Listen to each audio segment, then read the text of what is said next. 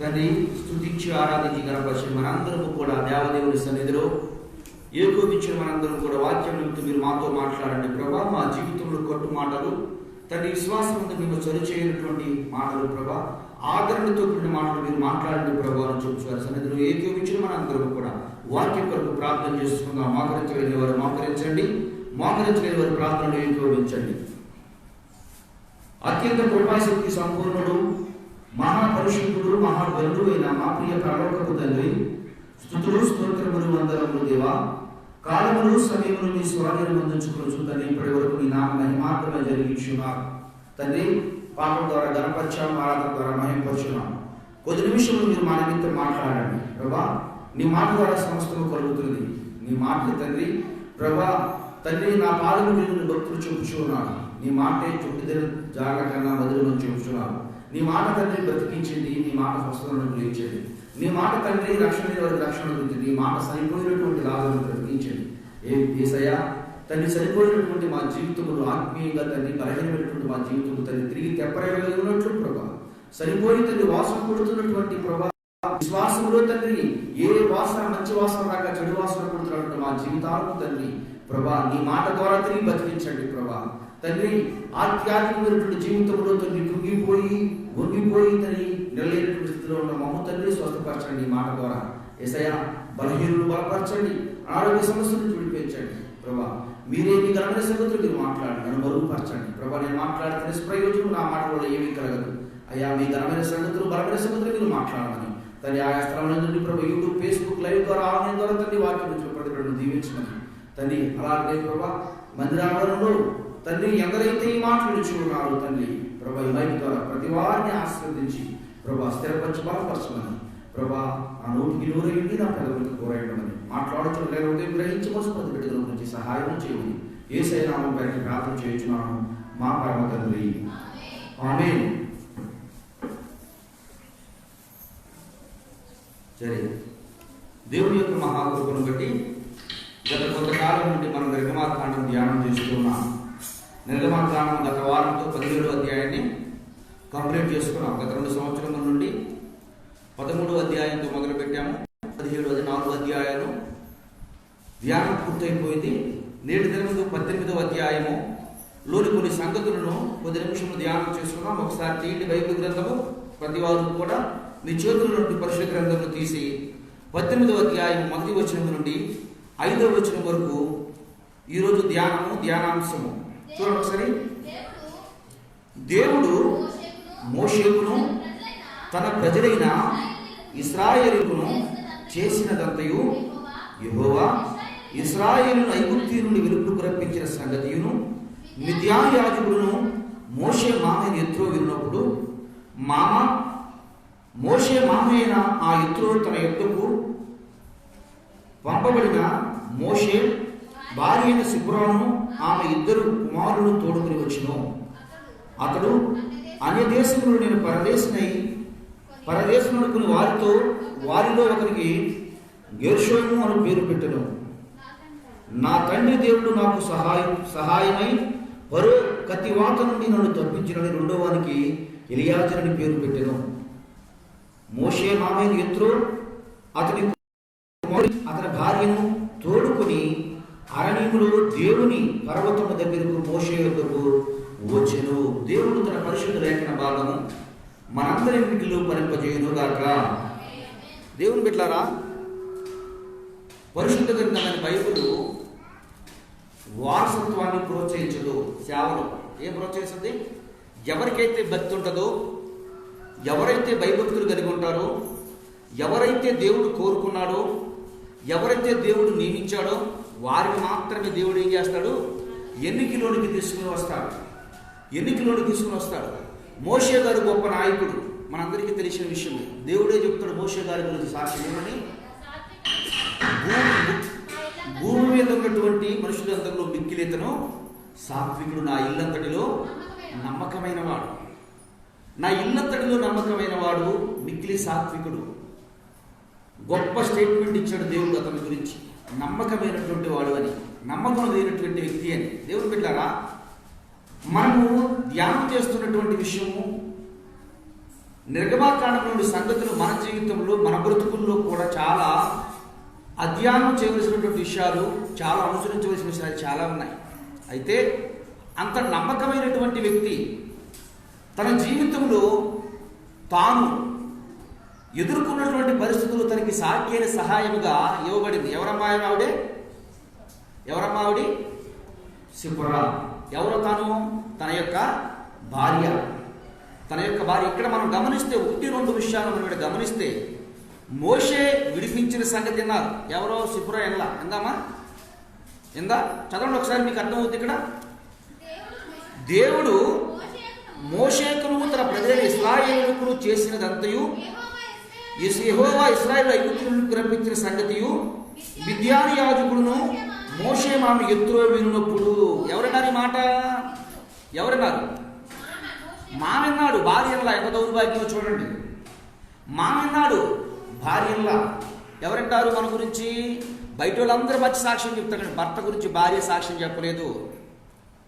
భర్త సాక్ష్యం చెప్పలేడు. బహుశా కొన్నిసార్లు భర్త భార్యను అతిగా ప్రేమించడం వల్ల భార్య ఏం చేస్తుంది? తన భర్తని ఇలువ లేకుండా, ఎన్నిక లేకుండా, లెక్క లేకుండా, ఆయన లెక్కే ఉందిలే, ఆయన విలువే ఉందిలే, ఆయన పట్టించుకోవాల్సిన అవసరం ఏముందిలే, మొత్తం నా చేతిలోనే కదా ఉంది, నేను ఎలా నడిస్తే ఎలాగూ సరిపోతుంది, ఎలా బ్రతికితే ఎలా సరిపోతుంది. దేవుని బిడ్డలారా, మనం ఎంత భక్తి కలిగినటువంటి వ్యక్తులమైనా, ఎంత విశ్వాసమందు స్థిరమైనటువంటి వ్యక్తులైనా, మీరు పరిశుద్ధ గ్రంథంలో బైబిల్ తెలియజేస్తుంది, భర్తను ఏం చేయాలి? అమ్మ దేవుని వాక్యం ఏం తెలియజేస్తుంది? లోబడి ఉండుడి.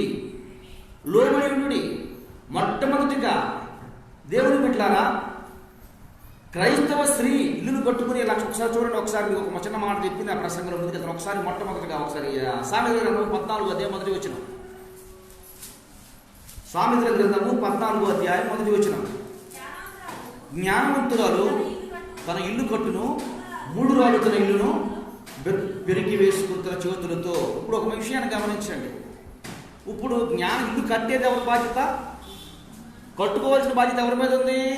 స్త్రీ మీదే. మీరందరూ స్త్రీనా కాదమ్మా? ఎవరు మీరు? మీరు పాస్టర్ గారు పోయిపోయిన మా మీద పట్టడం, మేమేం పట్టం కాదమ్మా. ఒక గొప్ప నాయకుడైన దేవుడి చేతే వ్యక్తి, నా ఇల్లంతటిలో మంచి నమ్మకమైన వాడు, గొప్ప గనుడు, ఇంత వీరుడు ఎవడో లేడు అని చెప్పినటువంటి దేవదేవుడే సాక్ష్యం చెప్తూ ఉంటే, తన భర్త గురించి తనకు వినటానికి మనసు లేదు. తన భర్త గురించి తను వినగలిగే చెవు తనకు లేకుండా పోయింది. దేవుని బిడ్డలారా, దేవుని వాక్యం తెలియదు. అంత మాత్రమే కాదు, చాలా మంది ఈ రోజుల్లో జరుగుతూ ఉంటాయి. భార్యాభర్త గొడవలు, భర్త ఒకసాట భార్య ఒకసాట ఉంటారు. భర్త ఒకసాట భార్య ఒకసాట ఉండి కాలక్రమేణా పొళ్ళు ఇల్లు ఊడిపోయిన తర్వాత వస్తారు. వాళ్ళ దగ్గరికి వచ్చి నాది పొరపాటు అయిపోయిందని భర్త అడుగుద్ది, భార్య అడుగుతారు, ఇద్దరు అడుగుతారు. కానీ వీరి యొక్క ప్రభావం మొత్తం ఎవరి మీద పడుతుంది? పిల్లల మీద పడుతుంది. ఎందుకు పిల్లల మీద పడుతుందంటే రుజువు మోషే గారి యొక్క ఇద్దరు కుమారులే ఏమైపోయారు? ఇద్దరు తండ్రి చేత, తండ్రి భక్తిని, తండ్రి యొక్క ఔన్నత్యాన్ని తల్లి ఎప్పుడుకప్పుడు చెప్పవలసినటువంటి తల్లి ఏం చేసిందంటే సైలెంట్ గా ఊరుకుంది. తన భర్త గురించి వినటానికి కూడా, వినిపించుకోవడానికి కూడా, తండ్రి గురించి ప్రకటించడానికి కూడా అవకాశం లేకుండా దేవుని బిడ్డలారా, ఒకే ఒక విషయం మీకు తెలియజేస్తున్నాడు. ఇప్పుడైనా నీ తండ్రి కష్టం నీ పిల్లల కనుక చెప్పకుండా ఉంటే, అమ్మా స్త్రీలారా, నీ భర్త పడే ప్రయాస, నీ భర్త పడే కష్టం నీ బిడ్డలకు తెలియచేయకుండా ఉంటే, నీ భర్త అంటే గౌరవం నీ బిడ్డలకు ఉండదు. నీ భర్త పడే ప్రయాసాలను గుర్తించలేని వ్యక్తులుగా బ్రతుకుతూ ఉంటారు. ఎప్పటికప్పుడు తండ్రి పడే పడుతున్నటువంటి బాధ, తండ్రి వాళ్ళని పెంచడానికి వాళ్ళు పడే ప్రయాస, తండ్రికి వాళ్ళు ఎంత విధేయత చూపాలో, ఎలా లోబడి ఉండాలో, ఎలా నమ్మకంగా ఉండాలో, తండ్రి పట్ల ప్రేమ కలిగినటువంటి వ్యక్తులుగా బిడ్డలు తీర్చిదిద్దకపోతే వారి జీవితం ఏమైపోతుంది? ఎంత గొప్ప నాయకుడు దేవుడి చేతే విలువ పెట్టి గొప్ప బిరుదు పొందినటువంటి ఒక నాయకుడి యొక్క బిడ్డలు ఏమైపోయారు అంటే, చరిత్రలో వారి పేరుకి ఎక్కడా రాయబడరా?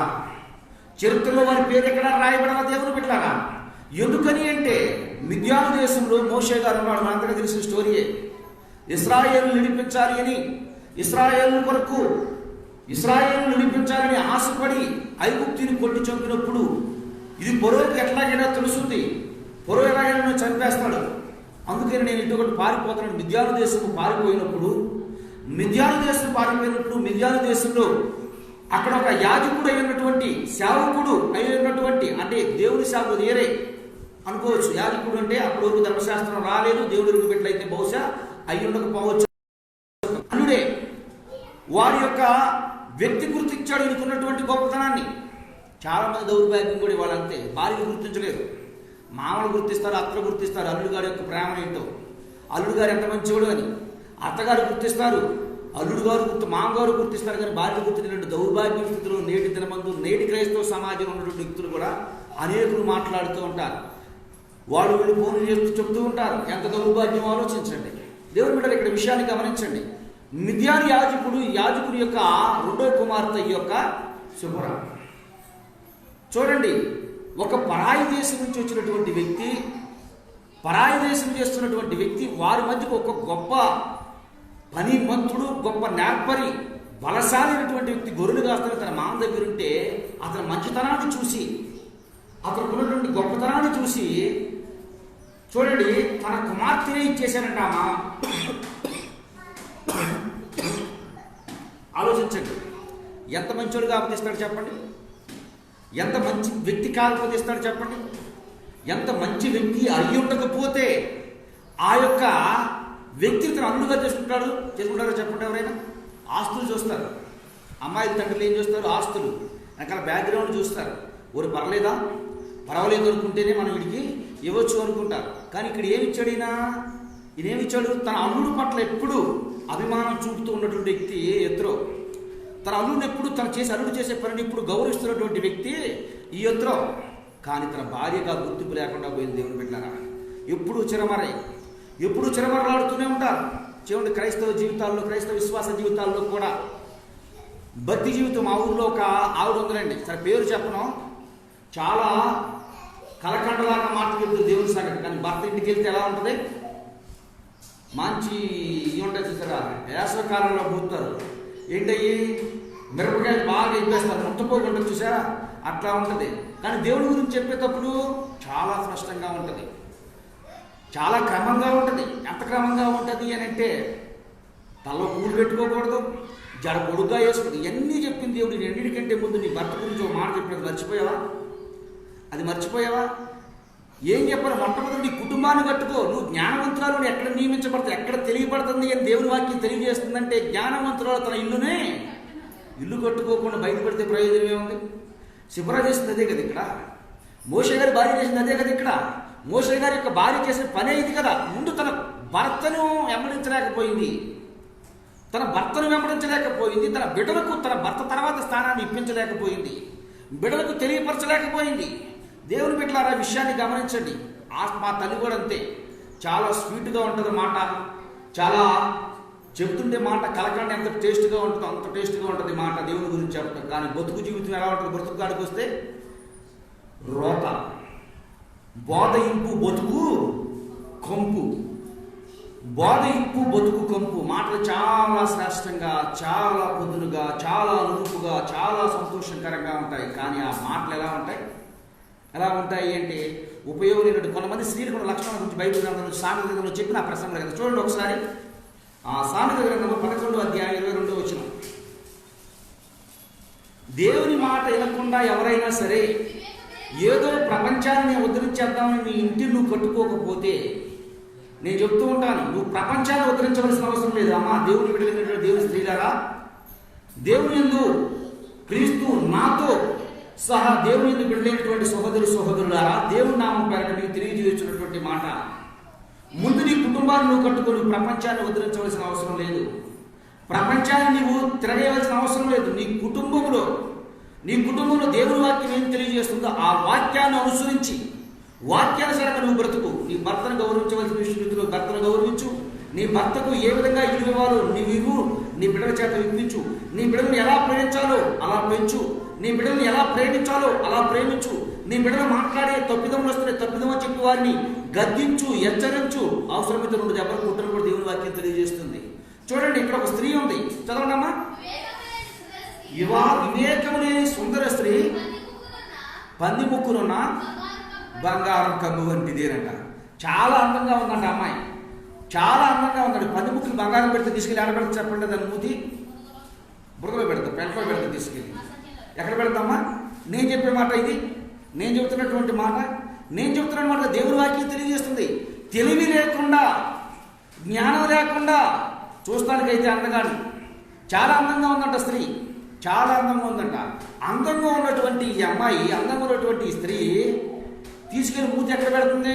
పెంట కుప్పలో పెడతాం. ఆ పెంట కుప్పలో పెట్టేవాళ్ళు లేరు మన క్రైస్తవ జీవితంలో. బహుశా మనలోనే ఉన్నారేమో. దేవుని మాటలు చెప్పకుండా, కుటుంబంలో చెప్పకుండా నోరు పారేసుకుంటా ఉంటారే, బిడ్డల మీద, భర్తల మీద, ఇరుగు పొరుగు వారి మీద మీరు నోరు పారేసుకుంటే మీ మూతి ఎక్కడ పెడతారో ఒకసారి ఆలోచించుకోండి. ఇదే మాట మీరు జ్ఞాపకం చేసుకోండి. ఎప్పుడైనా ఏ జ్ఞాపకం చేసుకోండి? అరే మా మూతి ఆడికి వెళ్ళిపోతుంది, పెంటలోకి వెళ్ళిపోతుంది. దేవుని వాక్యం ఏం తెలియజేస్తుంది? ఎటువంటి మనం చదవడం ఒకసారి. వివేకము లేని సుందర స్త్రీ పంది ముక్కునున్న బంగారం కమ్ము వంటిది. పెద్ద హారం పెట్టారు మూతికి, పంది మూతికి పెద్ద హారం తొలగించారు. వడ్డానం కంటే పెద్ద తొలగించారు. ప్యూర్ గోల్డ్, 24 క్యారెట్స్ గోల్డ్, మంచి క్వాలిటీ కలిగినటువంటి గోల్డ్, 24 క్యారెట్స్ గోల్డ్ పెట్టి పంది ముక్కుకు పెట్టారు. ఏ ఉపయోగం? అది తీసుకెళ్ళి ఎక్కడ పెడతామా? మూతి దరిద్రంలో పెడతాయి, చండాలంలో పెడతాయి. చూడండి, ఒకసారి ఆలోచించుకోండి. అదే మాట ఎవరితో చెబుతూ ఉన్నాడు? అదే మాట దేవదేవుడు ఎవరితో చెప్తూ ఉన్నాడు? ఎవరితో చెప్తూ ఉన్నాడమ్మా? ఎవరితో చెప్తూ ఉన్నాడు? ఎంత అందం ఉన్నా వివేకంగా లేకపోతే, వివేకం అంటే ఏంటి? దేవుని వాక్యం తెలుస్తుంది. దేవుని వాక్యం ఏం తెలియజేస్తుందమ్మా? 14వ అధ్యాయం 1వ వచనం ఏం తెలియజేస్తుంది? సామెతల గ్రంథము, జ్ఞానవంతురాలు తన ఇల్లు కట్టుకొనును. ఇల్లు కట్టవలసిన బాధ్యత ఎవరి మీద ఉంది? ఇల్లు కట్టుకోవాల్సిన బాధ్యత ఎవరి మీద ఉంది? ఎవరు కట్టుకోవాల్సినటువంటి బాధ్యత ఎవరిదమ్మా? ఎవరిది బాధ్యత? ఎవరిది బాధ్యత? భర్తలు ఆరాధనకు రావట్లేదు సమయానికి. మనం ఏం చేస్తున్నాం? ఆయన చూడు మా పొద్దులే. నువ్వు క్రమంలో ఉంటే ప్రార్థన కాదు, నీ భర్త కూడా క్రమంలో ఉంటేనే కదా మీ ఇల్లు కట్టబడేది. నీ భర్త ప్రార్థనకు వస్తేనే కదా దేవుడి గురించి తెలుసుకోగలిగేది. నీ భర్త దేవుని వాక్యం వింటేనే కదా. ఇది తప్పిదం, ఇది పొరపాటు. మీరు లోకంలోకి వెళ్ళరమ్మా, మీరు బయట తిరగరు. తిరిగేదెవరు? నీ భర్తలే కదా. మీరు వాక్యంలో లేనప్పుడు, వాక్యంలో వారు తీసుకొచ్చి మందిరంలో కూర్చోబెట్టినప్పుడు, దేవుని మాటకి, దేవుని భయభక్తులు కలిగి ఉండనప్పుడు, అరే నాకు చీర కావాలని చెప్పి వాళ్ళ మీద ట్యాగ్ పెట్టి చీరగా ఉంటారు. మందిరంలో కూర్చోబెట్టలేకపోతున్నారా? ఏమ్మా అవునా కదా చెప్పండి. ఎప్పుడో పెళ్లి రోజు 2 నెలలు ఉన్న కనుక ఈ రోజు నుంచి గెలటం మొదలు పెడతారు. గిల్లి గిల్లి గిల్లి పుండైపోయి రాక్షసు పుండైపోతుంది కదా అది. అవునా కదా చెప్పండి. గిల్లి గిల్లి గిల్లి గిల్లి పుండే రాక్షసు పుండైపోతుంది. అరే వాళ్ళ నుంచి వాళ్ళు మందిరాన్ని పిలవలేకపోతున్నారా? రావట్లేదు. ఎందుకని అంటే భయంకరమైన జనాంగం మధ్య తిరిగేది వారు, భయంకరమైనటువంటి పరిస్థితుల మధ్య తిరిగేది వారు. కట్టడలేనిదే ఏ వ్యక్తి అయినా ఎలా ధర్మశాస్త్రం ఇది తప్పు ఒప్పని తెలుసుకోగలడు. ఇది తప్పు అని చెప్తేనే కదా తెలుసుకోగలడు. ఇది పొరపాటు అని చెప్తేనే కదా తెలుసుకోగలడు. దేవుడు దైవోక్తి లేని ఎడల మనుషులు కట్టడంలో ఎలా నిలబడతారు? దేవుని వాక్యం ఇది తప్పుని తెలియపరచని ఎడల ఇది తప్పిదని వాళ్ళకి ఎలా తెలుస్తుంది? తెలవదు, ఎరగలేరు. ఎందుకని ఎరగలేరు అంటే వాళ్ళకి తెలియదు కనుక. దేవుని పెట్టారా? ఆ ఇల్లు కట్టుకోవాల్సిన బాధ్యత ఎవరి మీద పెట్టాడు దేవుడు? స్త్రీ మీద పెట్టాడు. స్త్రీ మీద పెట్టాడు దేవదేవుడు. స్త్రీయే కట్టుకోవాల్సినటువంటి బాధ్యత. మీరు మందిరానికి తీసుకుని రావట్లేదు, వాళ్ళు రాలే మేము వస్తున్నామని మీరు అనుకుంటే నీ ఇల్లు ఎప్పుడు కట్టబడుతుంది? నీ గృహం ఎప్పుడు కట్టబడుతుంది? గృహం ఎలా ఉండాలని కోరుకుంటారు ఎవరికాడు? ఈ పక్కనేమో మాసిపోయినటువంటి సీపురి, ఆ పక్కనేమో సీపురి గట్ట, ఆ పక్కనేమో మసిగుడ్డ, ఆ పక్క నుంచేమో ఇది, ఆ పక్క నుంచి ఏదో పడేది కోరుకుంటారు ఎవరైనా? ఎలా ఉంటారు? నీకు చిన్నదున్నా పెద్దదున్నా, చిన్న గృహమైనా పెద్ద గృహమైనా ఎలా ఉండాలని కోరుకుంటారమ్మా? ఎలా ఉండాలంటారు? గృహం చాలా నీట్గా ఉండాలి. చిన్నదైనా బాగా నీట్గా ఉందని అనాలి అని కోరుకుంటారు. అలా ఉంటే బాగుండని ఆశపడుతుంటారు. మరి దేవుడు చెప్తూ ఉన్నాడు, నీ గృహాన్ని నువ్వు కట్టుకోవడానికి నీ ప్రయత్నం చేస్తున్నావా? నేను గృహం కట్టడానికి నీ వంతు ప్రయత్నం నువ్వు ప్రయత్నిస్తున్నావా? వాళ్ళు ప్రార్థనకు రావటం లేదు, వాళ్ళు వదిలేస్తారు. చూడండి, ఒక చాలా మాటలు చెప్పిన మరలా చెప్తాను. దేవుని భయం ఏ వయసు ఉంటుంది? నీ పిల్లలకి భయం నువ్వంటే ఎప్పటి వరకు ఉంటుంది? వారికి ఒక వయసు వచ్చే వరకు నీ భయం ఉంటుంది. నువ్వు వాడికి ఒక వయసు ఉంటుంది, 20 సంవత్సరాల వయసు వచ్చేసరికి మా నాన్నకి అంతటో అయ్యాను కదా అని నువ్వు అతని మీద భయపెట్టలేవు, అతను నీ గురించి భయపడలేడు. కానీ దేవుని భయం ఎప్పుడు ఉంటుంది? మనిషికి ఎప్పుడు ఉంటుంది. ఎలా ఉంటుంది భయం అంటే? ఎందుకు చిన్నప్పుడు భయపడతారు, పెద్ద అయితే ఎందుకు భయపడలేరు అంటే, నీ బిడ్డలు చిన్నప్పుడు నీ పరిసర ప్రాంతాల్లో నీ క్రమశిక్షణలో పోయినటువంటి నీ బిడ్డలు వాళ్ళు తప్పు చేస్తే నీవు దండిస్తావే అన్న భయంతో వాళ్ళు తప్పు చేయడానికి భయపడుతూ బ్రతుకుతారు. ఎప్పుడైతే వాళ్ళకి స్వతంత్రం వస్తుందో, 20 సంవత్సరాల వయసు, 25 సంవత్సరాల వయసు వస్తూ ఉందో, అప్పుడు వారు ఎవరికీ భయపడవలసిన అవసరం లేదు. ఎవరికి లోపడాల్సిన అవసరం లేదు, వాళ్ళే స్వతంత్రులు అయిపోతారు. కనుక ఇక నన్ను ఎవరో చూడట్లేదని ఇష్టానుసారంగా బ్రతుకుతారు. కానీ దేవుని భయం ఎప్పుడు వస్తుంది మనిషికి? ఎప్పుడైతే బాల్య దశ నుంచి దేవుడిని చూస్తున్నాడని భయం ఉంటుంది, పెద్దవాడైనా దేవుడు చూస్తున్నాడని భయం ఉంటుంది, వృద్ధుడైనా దేవుడిని చూస్తున్నాడని భయం ఉంటుంది. దేవుని బిడ్డలారా, అటువంటి భయాన్ని ఏ వ్యక్తి అయితే కలిగి ఉంటాడో క్రమం తప్పడప్పుడు ఎప్పుడు భయం వస్తుంది? చెప్పాలి కదా, చెప్పకపోతే ఏం భయం వస్తుంది? తెలియజేయాలి కదా, తెలియజేయకపోతే ఎందుకు భయం వస్తుంది? భయం వస్తుందా చెప్పండి? భయం రాదు, తెలియపరిస్తేనే భయం వస్తూ ఉంది. తెలియచేయాల్సిన బాధ్యత ఎవరి మీద ఉందంటే, మొట్టమొదటిగా కుటుంబాన్ని కట్టే బాధ్యత ఎవరి మీద ఉంది? స్త్రీ మీద ఉంది. ఏదో నాకు తీసుకొచ్చి ఇచ్చేస్తున్నాడులే, ఏమవుతుందిలే, ఏమవుపోతుంది అనుకుంటాడు. చెడిపోయేది నీ బిడ్డలే, చెడపోయేది నీ బిడ్డలే. దేవుని బిడ్డలారా, ఎందుకులే నా పని ఏదో పాపం గడిచిపోతుందిలే, నేను ఎందుకంటే చర్చిలోనూ నాకు ఎదురు చెప్పేవాళ్ళు లేరు, ఇంట్లోనూ నాకు ఎదురు చెప్పేవాళ్ళు లేరు, జనం రోడ్డు పక్కన వారు నాకు ఎదురు చెప్పేవాళ్ళు లేరు అని నీవు అనుకుంటూ ఉంటే, నీకు తెలియని రీతిలో నువ్వేం చేస్తున్నావు? నీ బిడ్డలను భక్తిహీనులుగా మారుస్తూ ఉన్నావు. ఆ ప్రభావం 100% వాళ్ళ మీద యేసు చేస్తూ ఉన్నావు. ఇక్కడ వాక్యం అది తెలియజేస్తూ ఉంది. అరే, దేవుని వాక్యం ఏం తెలియజేస్తుంది? దేవుని వాక్యం ఏం ప్రకటిస్తూ ఉంది? నేను ఎలా నడుస్తూ ఉన్నా? దేవుని వాక్యం ఏం మాట్లాడుతూ ఉంది? నా బిహేవియర్ ఎలా ఉంది? దేవుని వాక్యం ఎలా నడవాలని చెబుతుంది? నేను ఎలా ప్రవర్తిస్తూ ఉన్నా? నా మీద దేవుడు పెట్టిన బాధ్యత ఏంటి? నేను చేసే పనులు ఏంటి? దేవుడు నా మీద ఏ పని పెట్టాడు? నేను ఏ విధంగా ప్రవర్తిస్తూ ఉన్నా? ఈ ప్రవర్తించకపోవటం వల్లే కదా అంటే అంటూ ఉంటారు కొంతమంది, అయ్యా నా భర్త ముందు నువ్వు మారమ్మా, ముందు నీ ప్రవర్తన మార్చుకోమ్మా, ముందు నీ ఆలోచన మార్చుకోమ్మా, తర్వాత నీ భర్త ఆటోమేటిక్గా మారిపోతాడు. నువ్వు మారవు, నీ ప్రవర్తన మారదు, నీ నోరు కుదురులో ఉండదు, నువ్వు చేసే పనులు కుదురు ఉండదు. కానీ నింద ఎవరి మీదకి వెళ్తుంది? నింద ఎవరి మీదకి వెళ్తామా? ఎవరు అనే మాట ఏంటి? నా భర్త మారట్లేదండి. నిశ్చయంగా మీరు మారండి. ముందు మేము తిరుగుతున్నాను అనుకోదు, వారు మాట్లాడిన వారితో కూడా చెప్తున్నాను. మారవలసింది ఎవరు? మొట్టమొదటిగా మారవలసింది ఎవరు అంటే, నేను మీరు తప్పు చేస్తారని మారమనట్లేదు. ఏం మారాలి మీరు? ఏ విషయంలో మార్పు రావాలి మీకు? అరే, నా మీద పెట్టాడు దేవుడు బాధ్యత, ఆ బాధ్యత నేను పట్టించుకోకుండా తిరుగుతున్నా. నేను పట్టించుకోకుండా తిరుగుతున్నాను కనుక నా భర్త నా కుటుంబాన్ని పట్టించుకోకుండా తిరుగుతున్నాను.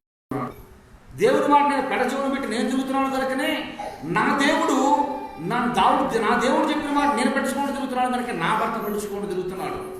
ఏవో మొత్తం తీసుకొచ్చి నా చేతికి ఇచ్చేస్తున్నాడు. నా ఎండవర్లు నా దేవులో ఉంటుంది కనుక నాకు ఇంకేం ఉందిలే, నాకు పూర్తి ఆశీర్వాదం. అది ఆశీర్వాదం కాదు. ఎప్పుడు ఏది ఆశీర్వాదం? పూర్తిగా నీ భార్య, నీ భర్త, లేదా నీ భార్య, నీ బిడ్డలు అందరూ దేవుడి సన్నిధిలోకి వచ్చి క్రమశిక్షణ కలిగి ఉంటే దేవుడి నామానికి ఏమొస్తుందట? మహిమ. ఏమొస్తుందమ్మా దేవుడి నామానికి? మహిమ. మనందరం ఒకప్పుడు దేవుడు అయినటువంటి కుటుంబం నుంచి వచ్చిన వారని, మన దేవుడు అయిన వారు ఎవరు లేవు. దేవుడు అంటే మన దేవుడు కాదని బ్రతికిన వారమే. ఎందుకంటే మనం ఆ సమయంలో ఆ స్థాయిలో ఉండగా నీ కుటుంబం ఎలా ఉండాలి, నువ్వు భార్య నువ్వు ఎలా ఉండాలి, భర్త నువ్వు ఎలా ఉండాలి, మీ బిడ్డలు ఎలా పెంచాలని చెప్పిన వారు లేరు. కానీ ఈరోజు నీవు నేను నమ్ముకున్న దేవుడు, నిన్ను నన్ను పిలిచిన దేవుడు, నిన్ను నన్ను ఆయన అడ్డుకు పిలిచినటువంటి దేవుడు తెలియజేస్తూ ఉన్నాడు. నీ కుటుంబం కట్టబడాలి అంటే, నీ కుటుంబం కట్టబడి ఉండాలి అంటే నీవు చేయవలసిన ప్రవర్తన ఎలా ఉండాలి, నీ బిహేవియర్ ఎలా ఉండాలి, నీ ప్రవర్తన ఏ విధంగా ఉండాలి. నువ్వు ఎలా ఉన్నప్పుడు మాత్రమే నీ కుటుంబము కట్టబడుతుంది. ఒకసారి వివేకం వస్తుందా? మీకు ఆలోచన వస్తుందా? అరే, దేవుని వాక్యం నా గురించి ఏం చెప్తుంది? దేవుని వాక్యం ఏమని చెప్తుంది? దేవుని వాక్యం నీ భర్తకు లోబెడమని చెప్తుంది. మంచిది, లోబెడుతున్నా. కానీ ఇంకొక మాట కూడా చెప్పింది. ఏమని చెప్పింది? ఇల్లు కట్టవలసినటువంటి బాధ్యత నేను. నీ భర్త తీసుకొచ్చి 10,000 నీకు ఇచ్చాడు, తెల్లారిపోతున్న డబ్బులు బాబరే మిగిలిందంటావు. ఇల్లు కట్టమన్నది ఏం చేసావు? నీ కంటికి నచ్చిందల్లా, నీ చేతికి నచ్చిందల్లా కొనేస్తున్నావు. దాని గురించి దేవదేవుడు చెప్తూ ఉన్నాడు. ఏం చెప్తూ ఉన్నాడు? అన్నటువంటి భార్యల గురించి, పంది ముక్కు ఉన్నటువంటి బంగారపు కమ్ము వంటిది. నా మాటలు కాదు, నేను ఎవరిని విమర్శించట్లేదు. దయచేసి జాగ్రత్తగా దేవుని మాట్లాడండి.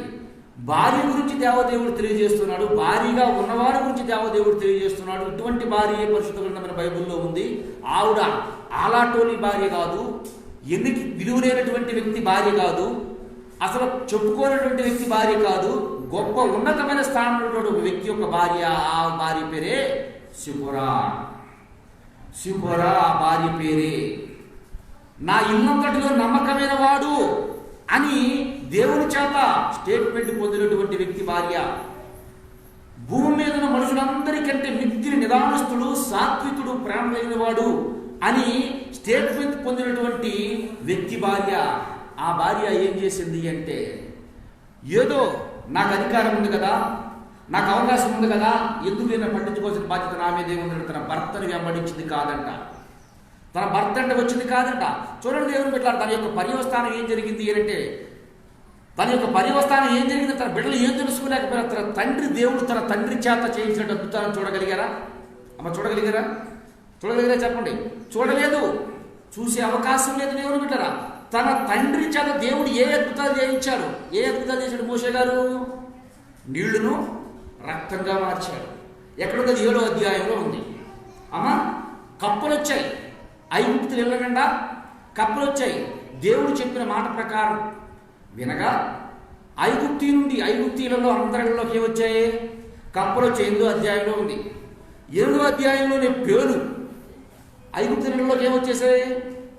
పేరు వచ్చాయి. తర్వాత 8వ అధ్యాయం 24వ వచనంలో ఏగలు, పశువులపై భయంకరమైనటువంటి తెగులు, దద్దుర్లు, వడగండ్లు, మిడతలు, గళాంధకారము, ప్రథమ సంతానము మృతి పొందుట. 10 వచ్చినాయమ్మా? 10 వచ్చినాయా?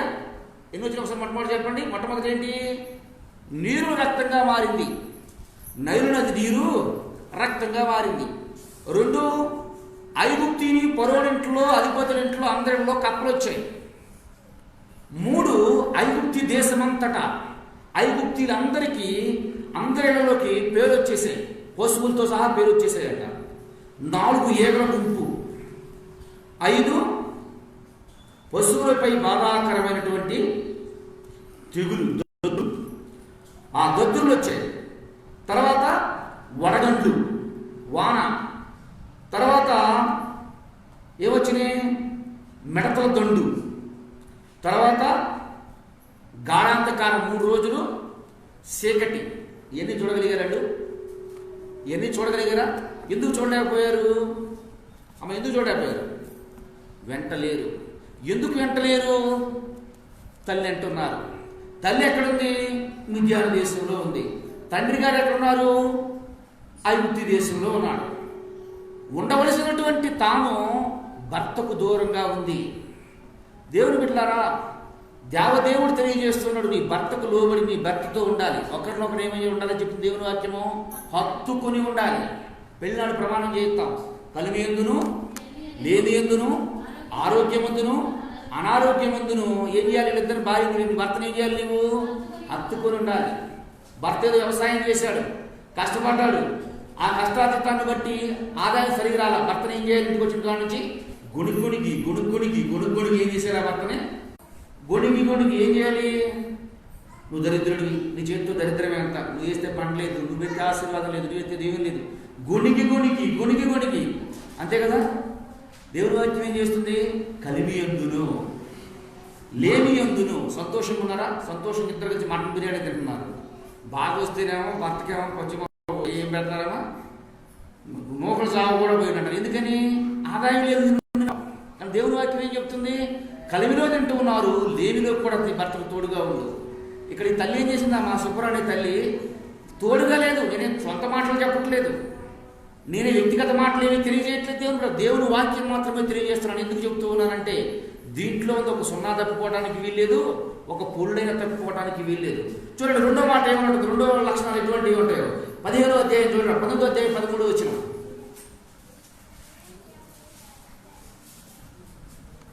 19:13 19:13 ఆ భార్యతోని పోరు ఎడతెగక ఎటువంటి వాళ్ళు ముసురువానతో సమానం అంట. భార్యతో గొడవ పెట్టుకుంటే భర్త పని ఎట్లా ఉంటుందంటమ్మా? ముసురువాన పట్టించోళ్ళు ఉన్నారా?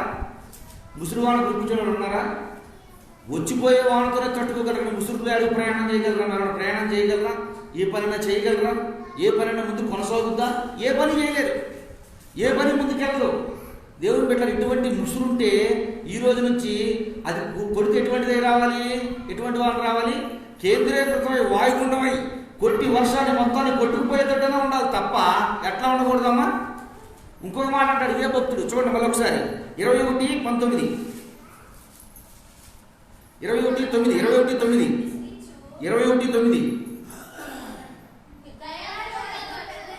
నిదానంగా మా చదవండి, ఒకటి చదవండి. గయ్యాలితో పెద్ద ఇంటి నుండి కంటే మిద్దె మీద ఒక మూలను నివసించుట మేలు. పెద్ద ఇల్లు ఉంది, ప్రయోజనం ఏముంది? సన్సైడ్ మీద సంసారం పెట్టుకున్నారంట భర్త. సన్సైడ్ మీద తింటూ సన్సైడ్ మీద పడుకోవడం. ఎందుకని? నిత్యము వర్షమేనయ్యా, నిత్యము మంచేనయ్యా, నిత్యము మంచు పడినట్టు పెడతానే ఉందయ్యా, నిత్యము మంచు పడుతూనే ఉందంట. అక్కడ అంటూ ఉన్నాడు దేవదేవుడు, వివేకమైనటువంటి స్త్రీ ఎటువంటిది? పంది బుక్కుకి బంగారపు కమ్ము వంటిది. జ్ఞానవంతురాలు ఇల్లు కట్టును 3 రోజులు తన చేతులతో ఇల్లు పెరిగి వేసుకున్నాను. దేవుని బిడ్డగా మిమ్మల్ని మీరు పరిశీలించుకోండి, మిమ్మల్ని మీరు ఒకసారి ఆలోచించుకోండి. జ్ఞానం కలిగి ప్రవర్తిస్తున్నామా? జ్ఞానం లేకుండా ప్రవర్తిస్తున్నామా? వివేకంతో ప్రవర్తిస్తున్నాము, వివేకం లేకుండా ప్రవర్తిస్తున్నాం. బహుశా నీ భర్త నిన్ను వదిలేస్తున్నాడు, ఈ పాటు వదిలేటువంటి ఏరే వదిలేటువంటి విషయం అనుకోకండి, వీళ్ళు మారలే అని అదే చెప్తున్నాడు దేవుడు. ఎట్లా మారుతాను? వదిలేస్తా ఉన్నాడంట. పెద్ద ఇంటి నుండి కంటే భార్యతో మిద్దె మీద సన్సైడ్లో ఒక మూలం పడుకుంటే సరిపడ్డాడు. సంసారం ఎక్కడ పెట్టుకున్నాడు? తీసుకెళ్ళి సన్సైడ్లో ఒక మూలం పెట్టేశాడు. ఇక వీళ్ళు మారలే, ఈ విషయంలో అనవసరం అనుకుని ఇల్లు అయితే పెద్దగా ఉంది, జనం అయితే ఫుల్గా ఉన్నారు, కొంతమంది ఉంటారు. ఎక్కడ ఉంటారు వాళ్ళు? ఒక మూలన ఉంటారు. ఏంట్రా నా పరిస్థితి అంటే సొలొమోను గుర్తొస్తారు నాకు. పెద్ద ఇంట ఉండు కంటే, గయ్యాలతో పెద్ద ఇంట ఉండు కంటే మిద్దె మీద ఒక మూలను పడుకోవడం శ్రేష్టం. నాకు మిద్దె మీద ఒక మూలను పడుకుంటే నేను చాలా సుఖపడతాను. ఎందుకంటే ఆ గయ్యాలను నేను తట్టుకోలేను, ఆ గయ్యాల మీద నేను బ్రతకలేను. నేను ఒక మూలన ఒక పక్కన కనపడనట్లుగా నేను పడుకుంటే శ్రేష్టము. ఇక్కడ ఏమన్నాడు? ఎందుకు పడుకుంటావు అయ్యా అంటే ఈయన చెప్తూ ఉన్నాడు, అయ్యా ఏదన్నా వచ్చి తీవ్ర వాయుగుండం హుదూద్ తుఫానుగా నేను తట్టుకోగలంగా, ఆ ముసురు నేను తట్టుకోలేకపోతున్నా. హుదూద్ తుఫాను ఏం చేసింది? వచ్చి విశాఖపట్నాన్ని మొత్తాన్ని ఊడ్చుకెళ్ళిపోయింది. ఒక దెబ్బతో అయిపోయింది. మళ్ళీ ఏమైపోయింది? మళ్ళీ విశాఖపట్నాన్ని రీనిర్మించుకుని మళ్ళీ కొత్తగా స్టార్ట్ చేశారు. మొత్తం కరెంటు కలెక్షన్లు, లైన్లు మొత్తం సెట్ చేశారు. హుదూద్ తుఫాను తట్టుకోవచ్చు, కానీ ఎందుకు తట్టుకోలేము చెప్పండి?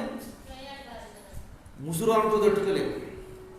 కోపపడి అరిసేవడతానని తట్టుకోవచ్చు, కానీ కొంతమంది ఏం చేస్తారు? గొణుగొణిగి అరే నాకు అర్థం కాదు, ఇట్లా గొణుగు చంపుతున్నారు తప్ప ప్రార్థన తీసుకొచ్చిన విషయంలో ఏమైపోద్ది? అక్కడ ఏమైపోద్ది చెప్పండి ఈ మాట? దేవుడు మిమ్మల్ని లెక్క అడుగుతాడు.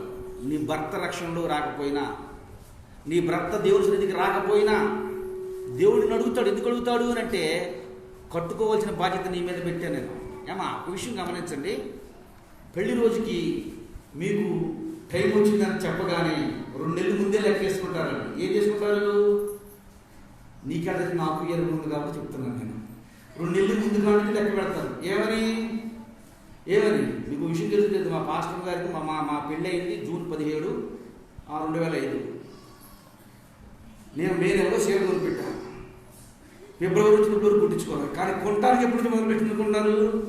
జనవరి నెల నుంచి మొదలుపెట్టింది. జనవరి నెల నుంచి జూన్ నెల వరకు అనిపించి కొంటే ఇప్పుడు వరకు ఏ వేసింది? ఆ చీరనే ఫిబ్రవరి వచ్చింది, ఇంకా కుట్టించుకోవాలి. మళ్ళీ ఇప్పుడు నుంచి ఏమన్నా పెట్టుకునే రైలు కాడ నుంచి చీర పెళ్లి రోజు, చీర పెళ్లి రోజు. ఎందుకని నవ్వుతాను కాదు, చెప్పండి. ఈ విషయం కాడ ఇంత పట్టుదలగా వినకపోయినా, ఖర్చులు లేవని చెప్పినా, అవసరాలు ఉన్నాయని చెప్పినా, బాధలు ఉన్నాయని చెప్పినా ఏం చెప్తారు? బతుకులాడతారు. నా గురించి మందిరానికి రా. ఎందుకు నీ గురించి మందిరానికి వచ్చేది? దేవుని మాటలు వింటాడు. దేవుని మాటలు వింటే ఏమవుద్ది? చెడు అలవాట్లకు దూరంగా బ్రతుకుతాడు. చెడు అలవాట్లు దూరంగా బ్రతికితే ఏమవుద్ది? మీ కుటుంబం మొత్తం ఒక సాట ఉంటుంది. మీ కుటుంబం మొత్తం ఒక సాట ఉంటే ఏమవుద్ది? ఒకరికొకరు ప్రేమాభిమానాలు పంచుకుంటారు.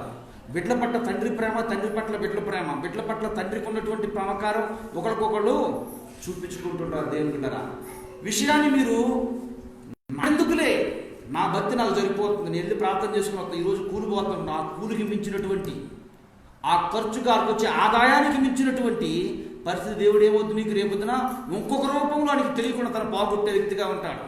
యెహోవా యందు భయభక్తులు కలిగి ఉంటే జ్ఞానమునకు యెహోవా ఆశీర్వాదము, నరుల కష్టం వలన అది అధికము కాదు. ఇవన్నీ తెలుసు మనకి, ఎన్ని మాటలు మనకు తెలుసు. కానీ విషయం వచ్చేసరికి ఏమైపోతున్నాం మనం? ఇక్కడికి వచ్చేసరికి మనం డైవర్ట్ అయిపోతున్నాం. పక్కకైపోతున్నావు. ఎందుకని అంటే నీ భక్తిని అక్కడ నువ్వు హెచ్చించుకుంటున్నావు. అందుకే దేవుని వాక్యం తెలియజేస్తుంది. ఏమని తెలియజేస్తూ ఉందంటే, జ్ఞానము లేనిటువంటి స్త్రీ పందుముక్కునున్నటువంటి బంగారము కమ్ము వంటిది. ఇంత తుఫాను సృష్టిస్తూ అతన్ని అండర్లో పెట్టుకుంటున్నావే. దేవుని మందిరికి వచ్చే విషయంలో ఒక విషయం చెప్పాలి అంటే, నేను చెప్పాను ఒక తుఫాను, ఆ తుఫాను ఎట్లా గట్ట తీసుకెళ్ళి మందిరంలో కూర్చోబెడతాము. దాని విషయంలో దేవునికి స్తోత్రం. హల్లెలూయా. ఎందుకు హల్లెలూయా చెప్తున్నారు మీరు? ఆవిడ చేసిన పనిగా అయితే స్తోత్రం. చూడండి, ఒక్కొక్క మాట చదువుకున్నాం. 25 అధ్యాయం, సామెతలు 25 అధ్యాయము 4వ వచనం, 25-24. 25వ అధ్యాయం 24వ వచనం. ఆ గయ్యాలతో పెద్ద ఇల్లు కంటే మిద్దె మీద, రెండోసారి కూడా అదే మాట చెప్తున్నాడు. 21లో అదే మాట చెప్తున్నాడు. 21:9 అదే చెప్తున్నాడు. 25-24లో కూడా అదే మాట చెప్తూ ఉన్నాడు. గయ్యాలితో పెద్ద ఇల్లు కంటే మిద్దె మీద ఒక మూల ఉండటం చాలా శ్రేష్టము, చాలా సంతోషము అని చెప్తూ ఉన్నాడు. దేవుని బిడ్డలారా, విషయాన్ని మనం జాగ్రత్తగా పరిశీలించగలిగినట్లయితే, ఇక్కడ అప్పుడు వాక్యంలో కాదు, ఇప్పుడు వాక్యంలోకి వెళ్ళాలి. కేవలం మీకు ఉపోద్ఘాతం వరకు దేవుని మాటలు చెప్పాను. చూడండి ఒకసారి, చూడండి మళ్ళీ ఇప్పుడు దీన్ని. నిర్గమకాండం 18వ అధ్యాయం 1-2 వచనాలు. ఈరోజు ధ్యానం అదే మనది. దేవుడు మోషేకును చేసినదంతయు యెహోవా ఇశ్రాయేలీయులను ఐగుప్తును వెలుపలకు నడిపించినది సంగతియు మిద్యాను యాజకుడును మోషే మామనైన యిత్రో వినినప్పుడు, మోషే మామ అయిన యిత్రో సౌండ్ తగ్గింది అనేది మా మౌతు చదువుతాను. ఆ యిత్రో తన యొద్దకు పంపబడిన మోషే భార్య అయిన సిప్పోరాను ఆమె ఇద్దరు కుమారులను తోడుకుని వచ్చెను. అతడు చాలా ఎక్కడ తీసుకుని వచ్చాడు? మోషే తీసుకుని వచ్చాడు. ఎందుకని తీసుకుని వచ్చాడు? ఇప్పటి వరకు తాను నష్టపోయింది ఏంటో తెలియపరచడానికి తీసుకుని వచ్చాడు. ఇప్పటి వరకు తను పోగొట్టుకుంది ఏంటో తెలియపరచడానికి వచ్చాడు. ఇప్పటి వరకు తను దేనికి దూరంగా ఉందో తెలియపరచడానికి వచ్చాడు. నిజమే, నాటి దిన ముందు ఎత్తులో తోడుకొని వచ్చాడు. ఎవరిని? సిప్పోరాని. తన కుమార్తె యొక్క బలహీనతలను, తన కుమార్తె ఏం దూరం తీసుకుని తెలియడానికి తీసుకుని వచ్చాడు. ఈరోజు దేవదేవుడిని తీసుకుని వచ్చాడు మందిరానికి. దేవదేవుడు సన్నిధి నుండి దేవుడిచ్చు ఆశీర్వాదాన్ని ఏ విషయాల్లో నీవు కోల్పోయావో, ఏ విషయాల్లో మీరు చూడలేకపోయారు. నిజమే, మనందరి జీవితాల్లో, మనందరి బ్రతుకులు ఎన్నో ప్రార్థనలు ఉన్నాయి, ఎన్నో విజ్ఞాపనలు ఉన్నాయి, ఎన్నో రోజుల నుంచి విజ్ఞాపన చేస్తూ ఉన్నాం. ఆ ప్రార్థనకి ఇప్పటి వరకు నెరవేర్పులు లేవు. ఇప్పటి వరకు ఆ ప్రార్థనకు నెరవేర్పు రావట్లేదని నిన్ను నీవే పదే బాధపడుతున్నావు. ఎందుకు ప్రభా ఇంకా నెరవేర్పు రావట్లేదు? ఎందుకు ప్రభా జరగట్లేదు? ఎందుకు ప్రభా నేను విజ్ఞాపన చేసిన నా మాట వినట్లేదు? ఎందుకు ప్రభా ఆ ప్రార్థనకు, ఆ విజ్ఞాపన నుంచి ఎన్నో ఆశ్చర్య అద్భుతాలు నా జీవితంలో చేసి నువ్వు ఎందుకు ప్రభా నెరవేరట్లేదు అంటే, నువ్వేం చూడలేదు. వాళ్ళు వీళ్ళు వింటున్నారు తప్ప నువ్వు వింటలేదు దేవుని మాట. వాళ్ళు వీళ్ళు చెప్తే వింటున్నారు తప్ప నువ్వు వినట్లేదు. తన భార్య వినలేదు. తన భర్త ఎక్కడున్నాడు? తన భర్త ఏం చేస్తూ ఉన్నాడు? తన భర్త గురించి ఎవరైనా కొన్ని మాటలు చెప్పమంటే ఏం చెప్పగలరమ్మా? ఏం చెప్తారు? కొంతమంది చెప్పేటటువంటి స్త్రీలు కూడా చాలా మంది ఉన్నారు ఈ రోజున. నీ భర్త గురించి ఏం చెప్పండి? ఒక స్త్రీని అడిగితే చెప్పిందంట, నా భర్త అండి లేస్తే తాగుతాడండి. తర్వాత ఏం చెప్పాడు? నీ భర్త ఏం చేస్తాడమ్మా? నా భర్త అండి ముందు అవుతాడండి, నా భర్త అండి సిగరెట్లు అవుతాడండి, నా భర్త అండి ఆ పని చేస్తాడండి. అంతే తప్ప నా భర్తను డబ్బులు ఇచ్చి తీసుకొస్తాడని మాత్రం ఎందుకని చెప్పరు? ఎప్పుడు ఎదట వ్యక్తిలో ఉన్నటువంటి ఏం కనపడతాయి? లోపాలే. ఎదట వ్యక్తి కనపడే లోపాలే కనపడతాయి తప్ప భర్త నన్ను పోషిస్తున్నాడండి, నా భర్త పోషణ. నిజంగా అటువంటి ఆలోచన ఏ స్త్రీకి అయితే ఉంటుందో, ఏ స్త్రీ అయినటువంటి లక్షణాలను కలిగి ఉంటుందో, నిశ్చయంగా వారి కుటుంబం ఏమవుద్ది? కట్టబడుతుంది. వారి కుటుంబం ఆశీర్వాదకరంగా ఉంటుంది, వారి కుటుంబం దీవెనకరంగా ఉంటుంది. కానీ మా ఊళ్ళో ఉన్నాడు ఒక భర్త, నిజంగా చెప్పుకోవాలంటే చాలా సంతోషం. తన భార్యను ఇంత పని చెప్పాడు, మొత్తం తానే కష్టపడింది. భర్త అంటే గడగడలు లాడిపోద్ది. నిజంగా అనిపించింది. వారి పిల్లలందరూ వాళ్ళందరూ ఒకే మాట, ఒకే బాట, ఒకటే ప్రయాణం. నిజంగా చాలా సంతోషం అనిపిస్తుంది అటువంటి కుటుంబాలు చూస్తే. అటువంటి కుటుంబాలు చూస్తే చాలా సంతోషం, చాలా ఆనందం అనిపిస్తుంది. దేవుడు కోరుకుంటున్నాడు ప్రతి కుటుంబం అలాగే ఉండాలని, ప్రతి కుటుంబము అలాగే అలాగే ఉండాలని దేవుడు నుండి నా నుండి కోరుకునేది. దేవుడు నుండి ఆశించేది ఏంటి అంటే మీరు ఒక మాట ఉండాలి, ఒకరిగా కట్టబడి ఉండాలి, ఒకే మాట మీద బ్రతకాలి. ఒకే మాట మీద మీరు బ్రతుకుతూ ఉంటే యెహోవా వలన ఆశీర్వదించబడిన వారు ఇలా ఉంటారు. వాళ్ళు దేవుడు తెలుసుకోబట్టే కదా ఇలా ఉన్నారు కుటుంబం. దేవుడు నిలబట్టే కదా కుటుంబం ఇలా ఉంది. దేవుడు తెలుసుకోకపోతే అలా ఉండేవాళ్ళు కాదు కదా. దేవుడు నిలబట్టే కదా వాళ్ళందరికీ ఒకే మాట ఉన్నారు. ఎందుకంటే భర్త తన భార్యను ప్రేమించమని చెప్పాడు. దేవుడు తెలియజేస్తున్నాడు, భర్త నీ భార్యను ప్రేమించమని చెబుతున్నాడు. భార్యతో చెప్తున్నాడు నీ భర్తకు లోబడమని చెబుతున్నాడు. బిడ్డలతో చెప్తున్నాడు నీ తల్లిదండ్రులు సన్మానించమని చెబుతున్నాడు. తల్లిదండ్రులు బిడ్డల గురించి చెబుతున్నాడు, నీ బిడ్డలను నీవు ప్రేమించాలని చెబుతున్నాడు. దేవుని వాక్యము ఎవరికి ఏది చెప్పాలో, ఎవరితో ఏం మాట్లాడాలో అన్ని స్పష్టంగా దేవదేవుడు రాసి ఉంచి నువ్వు ఇలా ప్రవర్తించాలి, నువ్వు ఇలా బ్రతకాలి, నీ మాటలు ఇలా ఉండాలి, నీ ప్రవర్తన ఇలా ఉండాలి, నువ్వు ఇలా చేయాలని భార్యకు చెప్పాడు, భర్తకు చెప్పాడు. భార్యకి చెప్పేది కదా నాకు చెప్పాల్సిన అవసరం లేదని దేవుడు అనుకోవట్లేదు. భర్తకు చెప్పాడు కదా నాకు చెప్పాల్సిన అవసరం లేదని దేవుడు అనుకోవట్లేదు. ఎవరికి ఏది చెప్పాలో, ఎవరికి ఏది అవసరమో సమస్తము దేవుడు రాసిచ్చాడు. సమస్తము దేవుడు రాసి దాని ప్రకారం బ్రతకమని చెప్పాడు. ఒకసారి 31 సామెతల గ్రంథం 31 అధ్యాయం చూస్తే ఇక్కడ దేవదేవుడు తెలియజేస్తారు. చూడండి ఒకసారి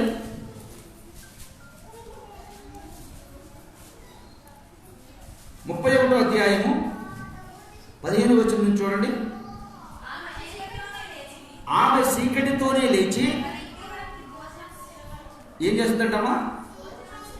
ఎవరు ఈ స్త్రీ? ఎవరు? జ్ఞానవంతులు. ఏమా 12 దాకా 7 దాకా ఉన్నారా? 8 గంటల దాకా ఉన్నారా? దేవుడి దృష్టిలో నువ్వు జ్ఞానవంతురాలు కాదు. కుటుంబాన్ని కట్టుకునే లక్షణం నీకు లేదు. చూడండి, చదవండి ఒకసారి, చదవండి అమ్మ మళ్ళీ. ఆమె చీకటితోనే లేచి తన ఇంటి వారికి భోజనం సిద్ధపరచును, తన పనికెత్తులకు ఏ పూట ఏమి ఇవ్వాలో, ఏ పూట ఏమి రెడీ చేయాలో మొత్తం కూడా ఏం చేస్తామా తల్లి? ఎవరావిడి? నేను అని అనుకోగలరా? నేనే అని చెప్పగలరా? నేనే ఈ రోజు నుంచి నేను ఇలాగే ఉన్నాను, ఇప్పటివరకు ఇలాగే ఉన్నా, ఎప్పటి నుంచి కూడా ఇలాగే ఉంటాను అని చెప్పగలరు. ఒక మాట చెప్తున్నాను చూడండి. దేవుని వాక్యం ఏం తెలియజేస్తూ ఉందంటే మీలో ఎవరైనా పని చేయకపోతే భోజనం చేయడానికి వీలు లేదు. ఏం చేయకూడదంట? పని చేయకపోతే భోజనం చేయడానికి వీలు లేదు. పని చేస్తున్నా నీవు, భోజనం చేస్తున్నా నువ్వు ఏం చేయాలి? కంపల్సరిగా పని చేయాలి. అందుకే చెబుతున్నా డాక్టర్లు కూడా పని చేయకుండా కూర్చొని తింటే ఏమవుతున్నాయి? రోగస్తున్నాయి. పని చేయకపోతే ఏమవుతుంది? బలహీనతలు వచ్చేస్తున్నాయి. పని చేయకుండా ఉంటే ఒకప్పుడు సుఖపడటం గొప్ప భాగ్యం, ఇప్పుడు సుఖపడటం గొప్ప రోగం. తర్వాత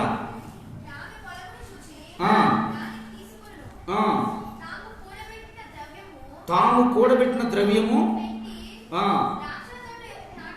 ద్రాక్ష తోట ఏం చేస్తున్న అవసరముల కొరకు, అక్కర్ల కొరకు తన భర్తించడంలో కుటుంబాన్ని నడిపించుకుంటూ కొంచెం కూడబెట్టే లక్ష్యం ఉంటుందంట. ఎవరికి? జ్ఞానవంతురాలకి. ఏమంటారు? జ్ఞానవంతురాలకి రూపాయి పావలా మీకు ఇచ్చి 10,000 ఇచ్చి తెల్లారి పొద్దున ఎంత ఉన్నాయమ్మా? రూపాయి పావలా మీకు ఇచ్చే వాళ్ళ దగ్గర ఉండవు. ఎంత ఇస్తున్నాడమ్మా? ఎంత ఉన్నాయమ్మా అంటే దేవుడు ఏం చెప్తాడంట? ఏం చెప్తున్నాడు? జ్ఞానవంతురాలు ఉండే లక్షణం ఏంటి? తన కొంచెంగా ఏం చేస్తుందంట? కూడబెడుతుంది. కొంచెంగా కూడబెడుతుంది. కొంచెంగా కూడబెట్టి ద్రాక్ష తోట నాటించును. అంటే ఏం చేస్తుంది? నాటి దినములు వ్యవసాయ అవసరాలు ఉండేవి కనుక పరిశుద్ధ బైబిల్ రాయబడిన సమయానికి వ్యవసాయ అవసరాలు, అక్కర్లు, తోటలు నాటించడానికి ఉండేవి కనుక కుదురుతుంది.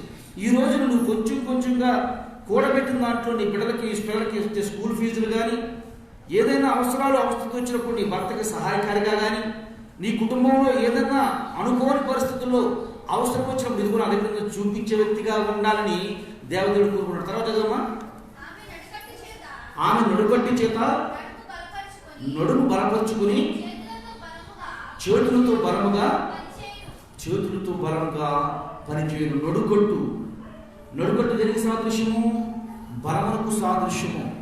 నడుకట్టు దేనికి? నడుము దేనికి సాదృశ్యమమ్మా? నిలబడటానికి సాదృశ్యము. నిలబడుతూ ఉంటుందంట, నిలబెట్టుతుందంట కుటుంబాన్ని, స్థిరపరచుతుందంట కుటుంబాన్ని, స్థిరపరిచి తాను పనిచేస్తుందంట. తాను పనిచేసి కుటుంబాన్ని ఏం చేస్తూ ఉంటుంది? కుటుంబం కట్టడానికి ఇంకా ప్రయత్నం చేస్తూ ఉంటుంది. తర్వాత అనుభవం చేత తెలుసుకుని, నాకు సంబంధం లేదులే, నాకు అవసరం లేదులే, నాకు ఏ పని లేదులే అనే విషయాన్ని లెక్క చేయదంటమ్మా. ఎవరి స్త్రీ? జ్ఞానం కలిగినటువంటి స్త్రీ. నాకే అవసరం లేదు, నాకు ఏ పని లేదు, నాకు ఇంకేముందలే పని, నేనేం చేసుకోను, నేను పట్టించుకోను అనుకున్నట్టు ఊరుకోదు. ఏం జరుగుతుందో ఏంటో ప్రతి పరిస్థితిని ఏం చేస్తానో గుర్తించే వ్యక్తిగా బ్రతుకుద్ది. ఇక్కడ ఎవరు గుర్తించలేదు, ఎవరు పట్టించుకోలేదు అంటే సుబ్బరాయి ఏం పట్టించుకోలేదు. సుబ్బరాయి వీటి గురించి ఏమీ అవగాహన లేదు, వినటం కూడా లేదు. తన భర్త చేసే పనులు తన మామన్నాడు తప్ప తాను ఇలా, తన భర్త చేసే పనులు తన మామ గుర్తించాడు తప్ప తాను గుర్తించలా. తన భర్త కష్టాన్ని తన మామ గుర్తించాడు తప్ప తను ఎప్పుడు గుర్తించలా. తన భర్త పడే ప్రయాస దేవుడు ఏ విధంగా తన భర్త జీవితంలో తను చేసేది పూర్తిగా తన మామ గుర్తించాడు తప్ప తాను గుర్తించాడు. నిజమే, చాలామంది బంధువులు గుర్తిస్తారు తన పడుతున్న ప్రయాసని, కానీ ఇంట్లో భార్యలు గుర్తించిన దౌర్భాగ్య స్థితిలో చాలా మంది నేటి క్రైస్తవ సమాజంలో కూడా ఉన్నారు, క్రీస్తు సంఘాల్లో కూడా ఉన్నారు. దేవుడు పెట్టారు. ఎందుకనంటే దేవదేవుడి నుండి నా నుండి కోరుకునేది జరిగిపోయిన వాళ్ళ గురించి కాదు, జరుగుతున్నట్టు వాళ్ళ గురించి కాదు, నిజ జీవితంలో దేవదేవుడిని పెట్టి ఇలా ఉండాలి, ఈ విధంగా ఉండాలని నీ నుండి నా నుండి దేవుడు ఆశిస్తూ ఉన్నాడు. నువ్వు నేను ఆ విధంగా ఉండాలని దేవదేవుడు కోరుకుంటూ ఉన్నాడు. ఆ విధంగా మనము దేవుడి నామానికి మహిమకరముగా అనేకులకు ఆశ్చర్యకరంగా ఉండాలని దేవదేవుడు నువ్వు నన్ను ఆశపడతా. తర్వాత చదువుతల్లి, రాత్రి వేళ దీపం ఆరిపోదు,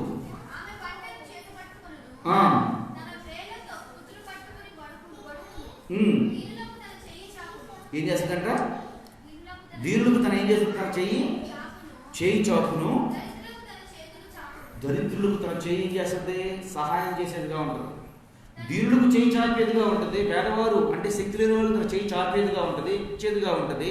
రెండోది దరిద్రులు కూడా తాను పోషించేదిగా ఉంటుంది. ఎవరు? జ్ఞానం లేనటువంటి స్త్రీ. కోటేశ్వరాల గురించి చెప్పలా దేవుడు ఇక్కడ, కోటేశ్వరాల గురించి చెప్పలా, కోర్టు ఉన్న వ్యక్తి గురించి చెప్పట్లా. కోర్టు ఉన్న వాళ్ళకి సుఖాలు ఉండవు, కోర్టు ఉన్న వాళ్ళకి సమాధానం ఉండదు, కోర్టును లెక్క పెట్టుకోవడం జరిగిపోతుంది. జ్ఞానం ఉన్న వారికి ఇవన్నీ ఉంటాయి. దేవదేవుడు తెలియజేస్తూ ఉన్నాడు.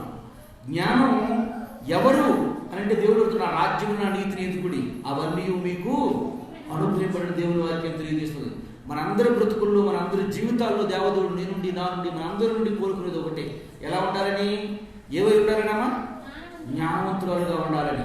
ఎందుకు ఈ మాటలన్నీ ఈరోజు మా గురించి పాస్టర్ గారు పడిపోయారు అనుకుంటారేమో, కానీ మీ గురించి పట్టడం కాదమ్మా.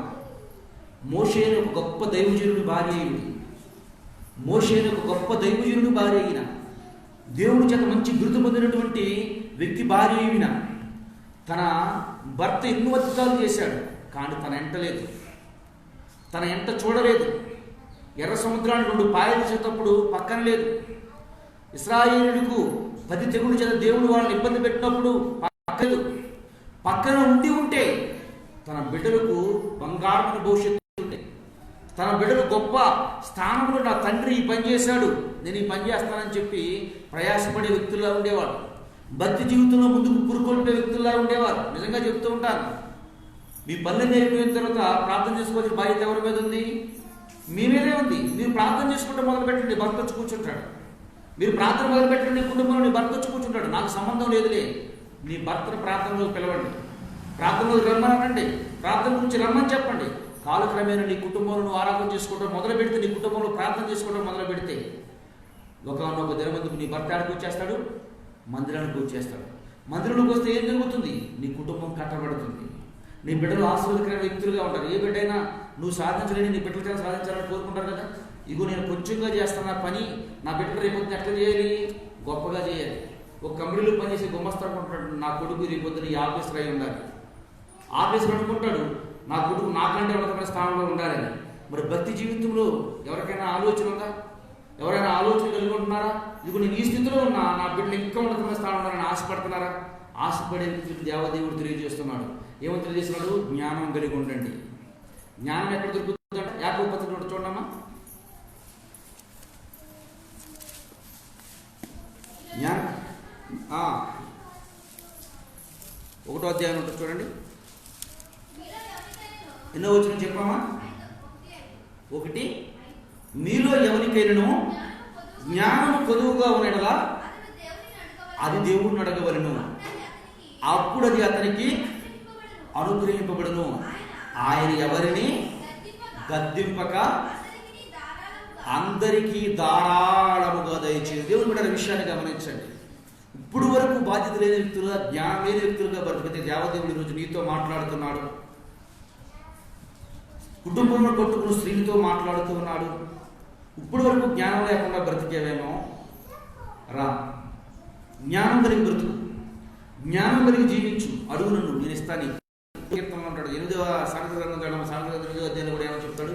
ఇక్కడ అంటూ ఉన్నాడు, ఎవరికైనా కొద్దుగా ఉంటుందని అడగండి, ఎవరిని నేను గద్దించను, ధారాళముగా దయచేస్తా, ధారాళముగా ఇస్తా, ధారాళముగా దయచేసి ఎవరిని గద్దింపక మీ కుటుంబాలను కట్టుకోవడానికి, మీ కుటుంబం ఆశ్చర్యకరంగా ఉండటానికి, జరగబో అతి ఆశ్చర్యాలు నీ కుటుంబంలో నువ్వు చూడటానికి, నీ బిడ్డను వారికి సాక్షులుగా నియమించడానికి, నీ బిడ్డలో దీవునికి కర్తలుగా ఉండటానికి ఎవరైనా అడిగితే నేను ఎవరిని గద్దింపను, ఎవరికైనా ఏమిస్తాను, ధారాళంగా ఇస్తా. చూడండి 8వ అధ్యాయంలో ఏమన్నాడు? జ్ఞానము పోషించుచున్నది,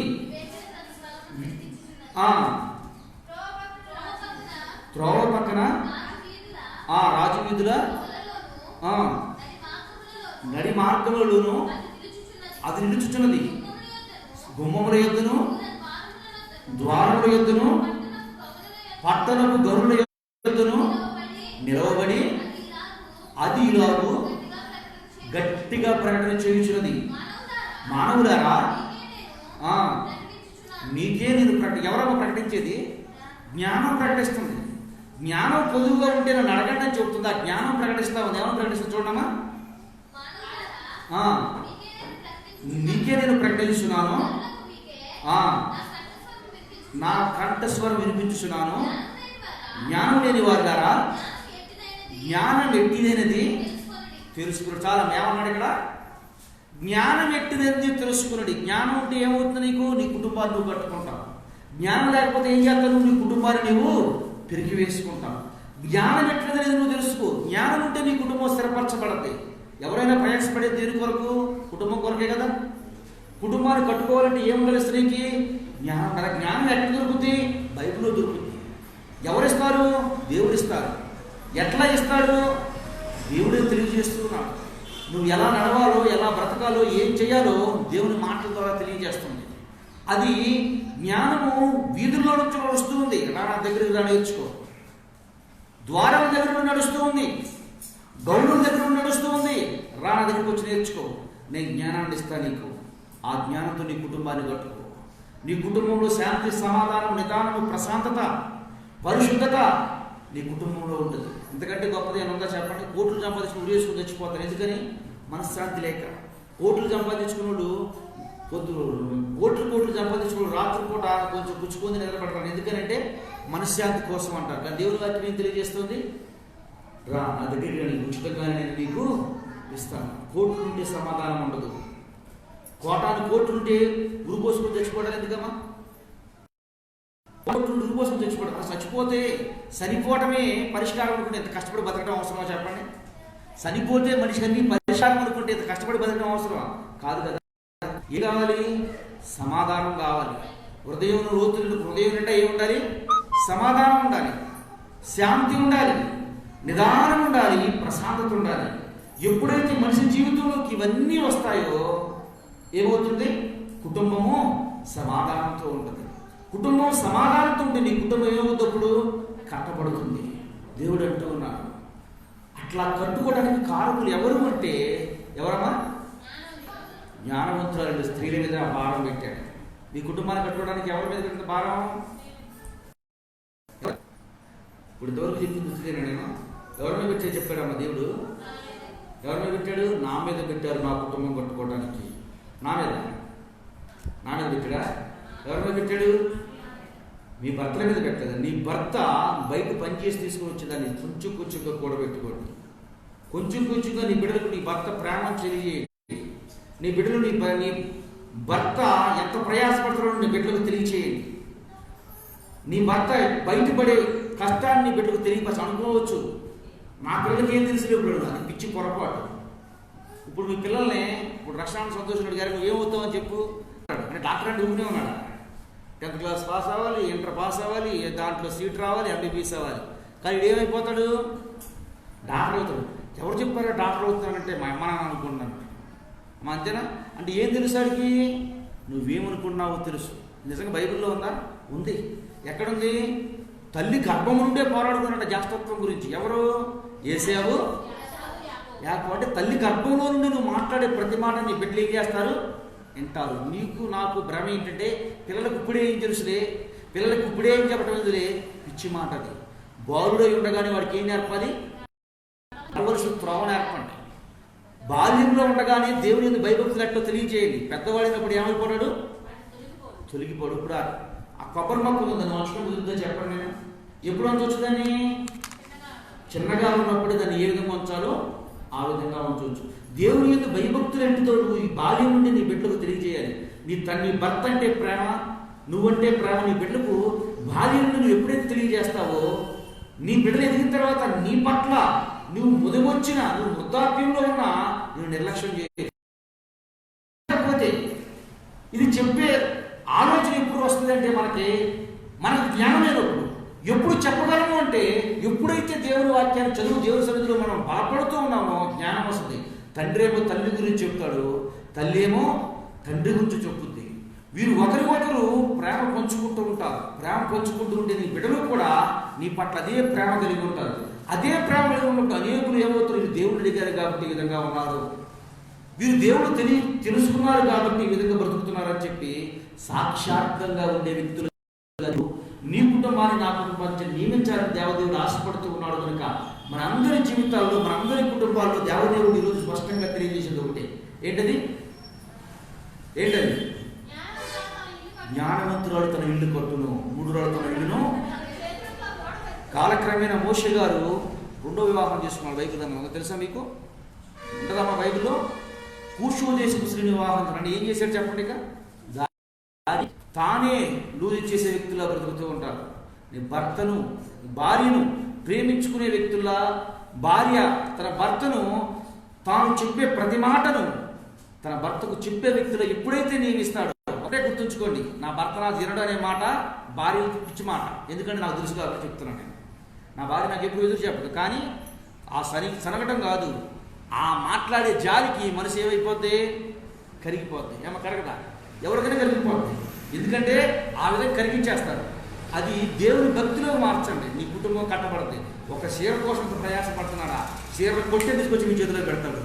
అమ్మా చీరల షాపే మీ ముందు ఉంటుంది. దేవుని ఉంటారా? చూడండి, ఒకటే జ్ఞానవంతురాలు నా ఇల్లు నేను కట్టుకోవాలి, నా కుటుంబాన్ని నేను కట్టుకోవాలి, నా కుటుంబాన్ని నేను ఆశ్చర్యకరంగా ఉండాలి అనే స్థితి, అనే కృప దేవాన్ని ఈ రోజు నుంచి నాకు అనుగ్రహించు ప్రభా. జ్ఞానం లేకుండా బ్రతికాను, జ్ఞానమైన వ్యక్తిగా జీవించాను, నా అవసరం లేదులే, ఏదో ఇస్తున్నాడు తీసుకుని వెళ్ళిపోతున్నాను అని అనుకునే వ్యక్తుల్లా కాక నా కుటుంబం కూడా, నా భర్త కూడా, నా పిల్లలు కూడా అందరూ దేవుని సన్నిధిలోనికి రావాలి, దేవుని నామాన్ని మహిమకరంగా మేము బ్రతకాలి, దేవుడు నిశ్చయంగా నా కుటుంబాన్ని కట్టి అనేక ఆశీర్వాదకరంగా మీరు నియమించాలని ఒక తీర్మానాన్ని కలిగి దేవుని భయభక్తులు నడిస్తే దేవుడు నిశ్చయంగా మీ కుటుంబాలను దేవుడు కట్టి ఆశీర్వదనీయ దీవెనకరంగా కృప పరిశుద్ధాత్మ దేవుడు ఉపయోగించుగాక. ఆమేన్. మహిమాన్వితుడు మహాగణ్యుడు వందనములు స్తోత్రములు ప్రభా. ఎత్తబడిన వాక్యం బిడ్డలో దేవుడు నీరు కట్టు పరేపు చేతికి అర్థం కాకున్నట్లు దేవా అయ్యా మోషే గారి యొక్క భార్య దేవా తండ్రి నాయన ఎత్రో తన మామైనటువంటి ఎత్రో విని మాత్రమే తీసుకుని వచ్చాడు కానీ ప్రభా అయ్యా తాను తీసుకురాలేదు, తానైతే సిద్ధపడలేదు ప్రభా. తనను తన భార్యను తండ్రి ప్రభా 2 కుమారులను తీసుకుని వచ్చినాడు కానీ ప్రభా తాను బయలుదేరినట్టుగా తండ్రి పరిశుద్ధ గ్రంథంలో ఎక్కడా లేదు ప్రభా. అయ్యా అట్లా బ్రతికే వ్యక్తుల్లా కాక తండ్రి కాలక్రమేణా వారి జీవ గ్రంథంలో వారి పేరు తండ్రి ఒక వ్యక్తుల్లాగే రాయబడింది తప్ప తండ్రి నీ యొక్క పనులు వాడబడట్లేదు ప్రభా. నిజమే తండ్రి. అయ్యా ఎవరైతే తండ్రి జ్ఞానం కలిగి తండ్రి చిన్నప్పుడు నుండి భయభక్తులు కలిగి తండ్రి కుటుంబ పరిస్థితులను చెబుతూ ఉంటారు, వారి కుటుంబ స్థిరపడుతుంది నీ గ్రంథం నేర్చుకున్నాం కనుక ఈ మాటలను ప్రతి బిడ్డ జీవితంలో ఆశీర్వాదం దీవెన గురించి చూపమని యేసయ్య నామమున ప్రార్థన చేయించున్నాం మా పరమ తండ్రి. ఆమేన్.